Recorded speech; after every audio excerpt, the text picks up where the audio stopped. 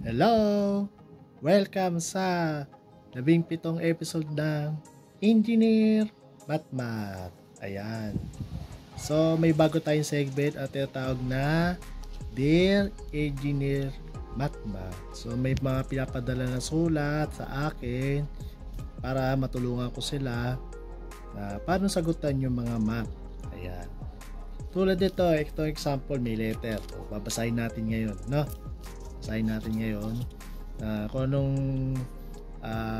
klase tulog na ibibigay ko sa kanya. Ayan. So, ito na. Basahin na natin. Dear Engineer Matmat, ako po si Melissa.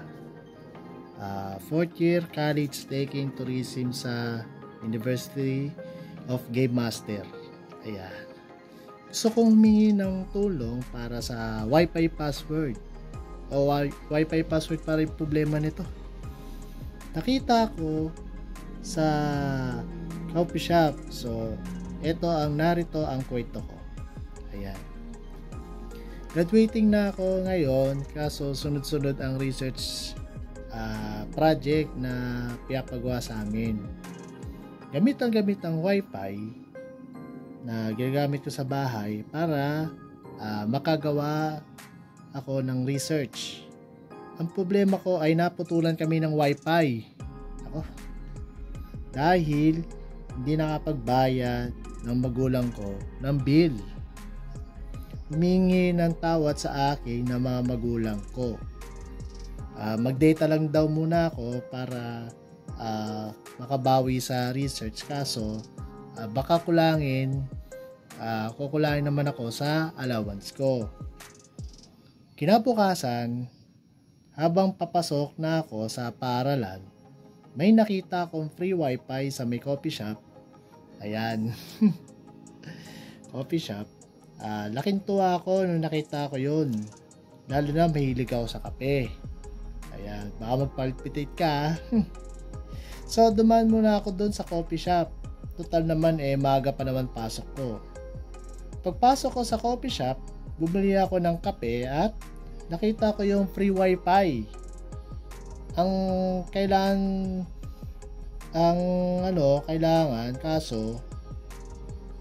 nyo daw sagutan ito. Ayan, lalagay natin dyan sa screen na yan. So, integral of from -2 to 2 of open parenthesis x cubed cosine x over 2 and then plus 1/2 close parenthesis square root ng 4 minus x squared dx.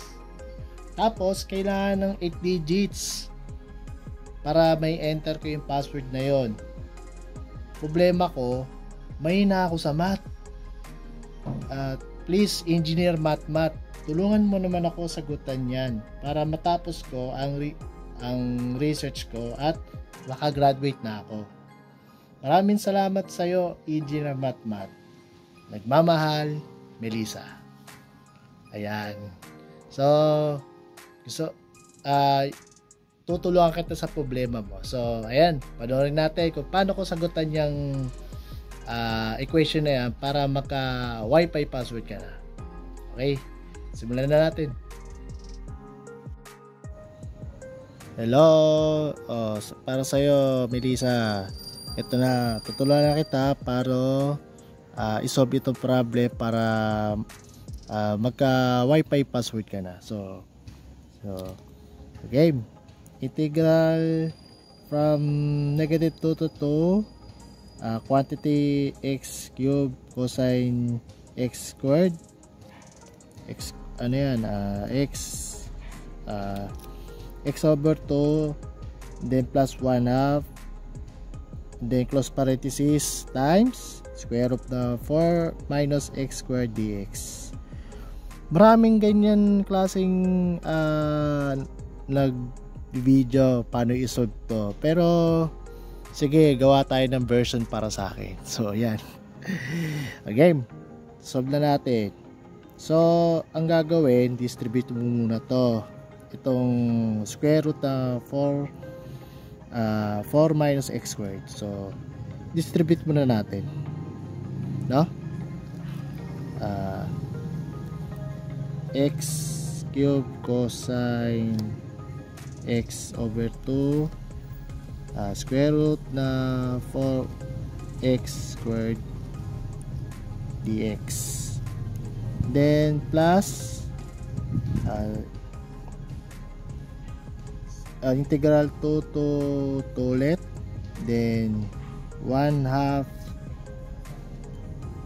square root of 4 minus x squared dx. Ayan. So ito yung pinaka brutal. Paano to? Di ko kayang sagutan. Ano to?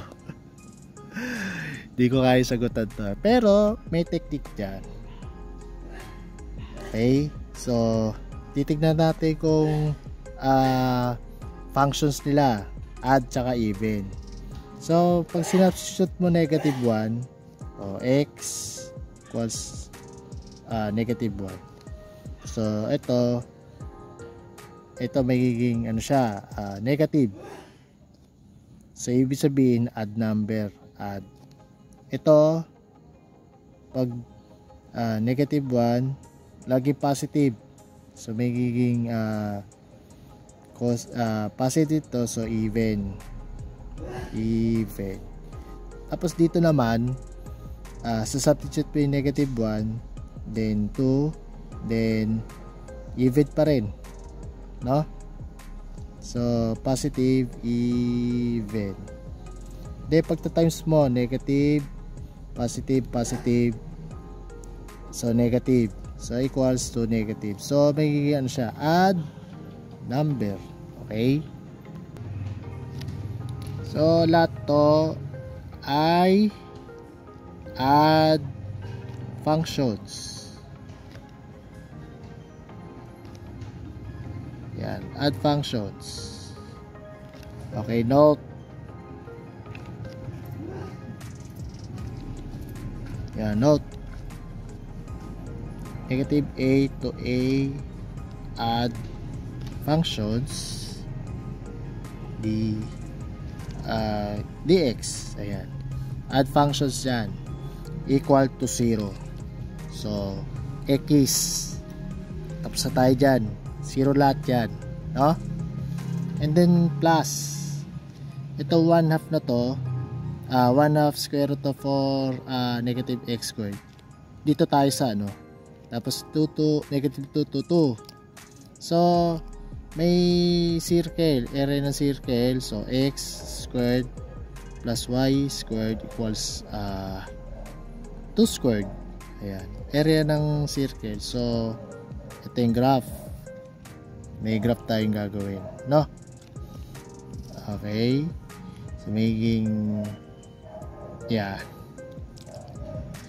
ito yung y, ito yung x. So negative 2, then 2. So area nito, so area niyan ay magiging area ay 1/2 pi r squared, 2 squared. Ayan. So equal 0 plus, then 1/2, huwag kakalimutan na itong 1/2 na yan. So 1/2, then kokopyahin nito 1/2 ulit, then pi 2 squared. Ayan, cancel, cancel, cancel. So magiging pi na lang, no? So hinahanap dito yung 8 digits daw. So ano yung pi? So ang ibig sabihin ng pi ay 3.1415926. Ayan, 1, 2, 3, 4, 5, 6, 7, 8. So ito yung magiging Wi-Fi password mo. So Melissa, ito yung magiging Wi-Fi password mo na i-enter mo para magkaroon ka ng Wi-Fi. Para matapos mo na yung research mo. Okay? So, yun na yun. Ayan, Melissa. So, nakita mo na yung Wi-Fi password. Okay, ang Wi-Fi password ay pi 31415 Ayan, yan i-enter mo sa Wi-Fi password sa coffee shop na tinatambayan mo. At sana ipag-pray kita na makapagtapos ka na ng pag-aaral at yun ang wish namin sa'yo. At sana tuloy-tuloy mo lang yung future mo na sa buhay mo hanggang sa magkatrabaho ka na. Okay? So, kung gusto mo na magkaroon ng matulungan, lalagay ko yung email ad. Kagaya ni Melissa, lalagay ko dyan yung email ad ko para sasendan mo lang math solving problem. O kaya i-PM mo lang ako sa Engineer Math. So, hanggang sa muli, ako si Engineer Math, the mathematician. Engineer pa. Lahat ng math, sagutan natin yan. No? So, hanggang sa muli, paalam!